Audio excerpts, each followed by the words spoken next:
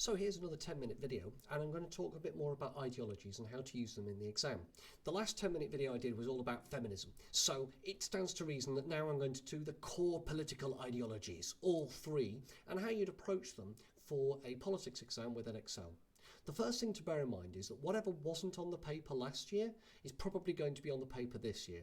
There was a warning given by Edxecel that they were not going to follow the old pattern where they did exactly that. Now, I don't know whether that means that they're not going to do it in the same order, or whether that means that there could be a year where the same two ideologies turn up as turned up the previous year. So far, the pattern has held true, but there's only been two papers, so it's difficult to make any kind of assumption based on that. But there are three ideologies, of which two will turn up on the paper. That's the way it goes.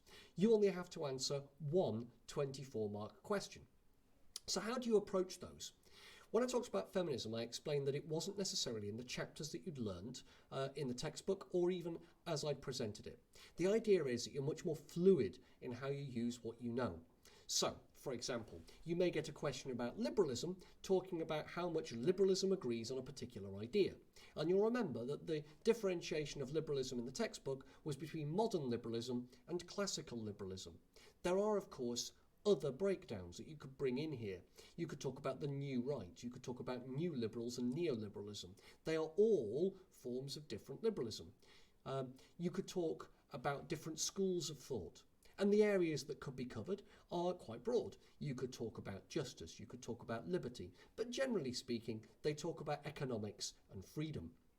That is, how far do liberals agree, different schools of thought of liberal, or even just different liberal thinkers, agree on what freedom is and how it can be achieved and who it can be achieved for.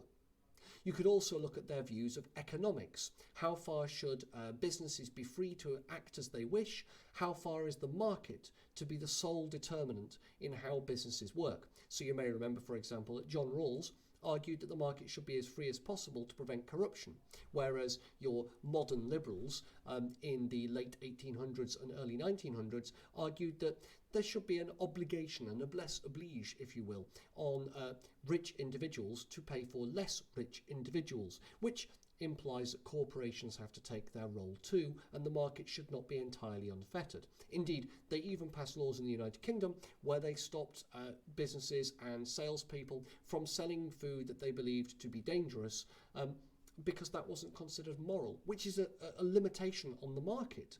Surely if you can sell something, it should be free to be sold. Now, I'm not sure John Rawls would necessarily say that that is the sort of freedom for the market that he was arguing for, but neoliberalism, as typified by people like Ayn Rand, would totally say you should be free to do that, free of any kind of regulation from government, that regulation from government by its very definition is an overpowerful government, which leads into, from economics, that idea of freedom. And you can see how these two things are broadly similar anyway, and how free an individual can be from the state and within the state, which also is predicated on this idea of what they believe about the state of nature and life before politics, and how much human beings should be trusted with those sorts of freedoms. So questions of liberty and questions of economics generally tend to come from the same wellspring of debate within liberalism.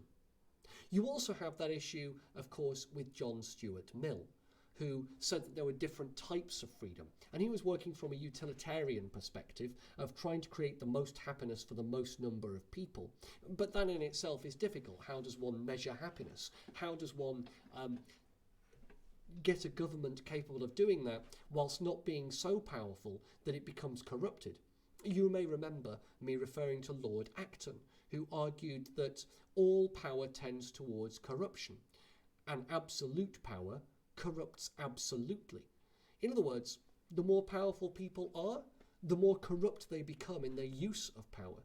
And that is a very liberal perspective, that power should not be concentrated in a government's hands and should be free for individuals to do with as they wish. That is, well, the liberal position.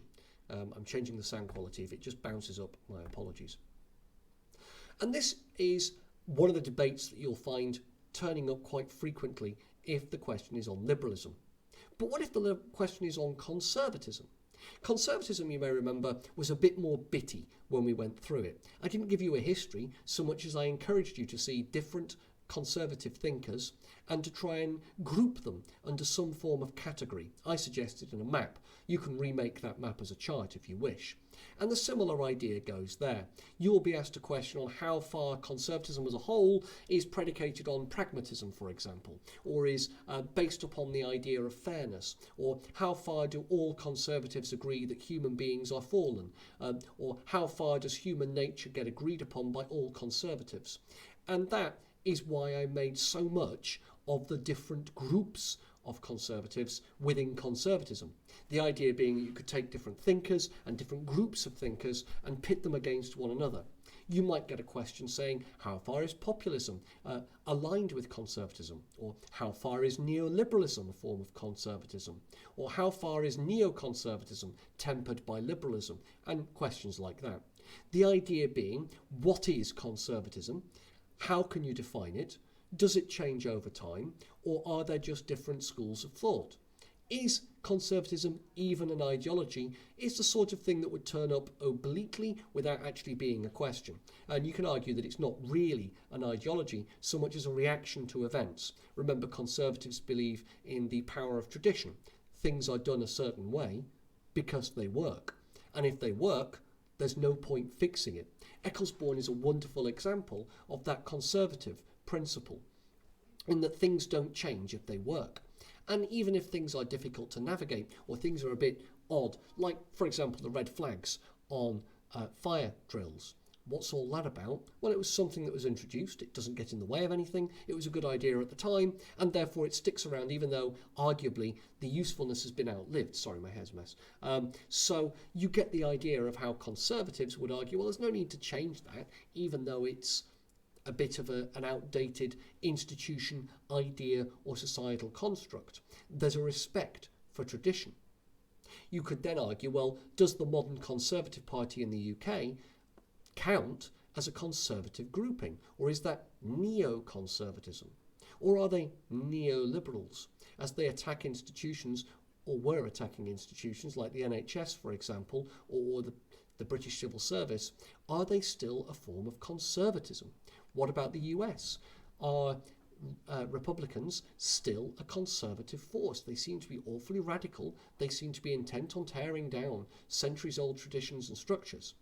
Do they still count as conservatives? To what extent would Oakeshott be correct that conservatism is essentially captaining a ship on a permanent cruise and trying to avoid storms?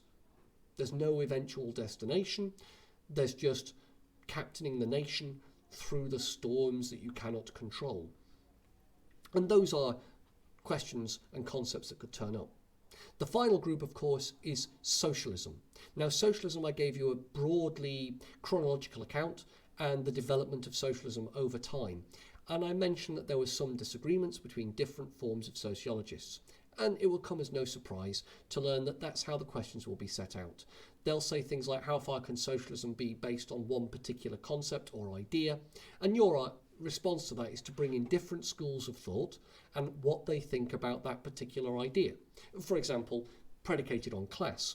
Do all modern socialists argue for a class-based system? Well, they kind of do. Can you have socialism without understanding the class system? Can you have socialism without classes? And the argument is, not so much, because it relies heavily on that social interaction. Or you could argue that maybe it's not classes, but vested interests between transnational corporations, for example, and nations would be perfectly acceptable. Neo-Marxists would argue that you don't necessarily need internal class systems in a country to maintain a socialist view. They would argue for the new international division of labour, for example, whereby you end up with countries as classes. So you've got working class countries, middle class countries. And that, broadly speaking, makes sense. Though I would argue ultimately that socialism is predicated on an idea of understanding of society that gets separated into economic classes rather than social classes. Your strata in society is based on what you earn and the jobs you have and your relationship to the means of production, implying a class system regardless of what you call it. But that will be up for you to debate and the different groups that you could bring in on that. So, What's the point in all of this? I've not gone through each belief system or ideology in any great depth. What I've suggested to you is that it's how you use what you know to bend to the question that you are asked. And the idea is you should not be put off by what is asked. They will take a concept and an idea that fits in a particular ideological tradition, and you must apply what you know to debate that and argue it in some way, to argue the different schools of thought and how they work together. In other words, it's more nimble than what you've been learning for the other parts of the papers. It's not a knowledge test so much as using what you know to answer an interesting question. At least I hope it will be interesting. And that takes me over 10 minutes, including the 45 seconds or so at the beginning where I was explaining my point. So hopefully this 10-minute video has been useful, and I shall see you in the next.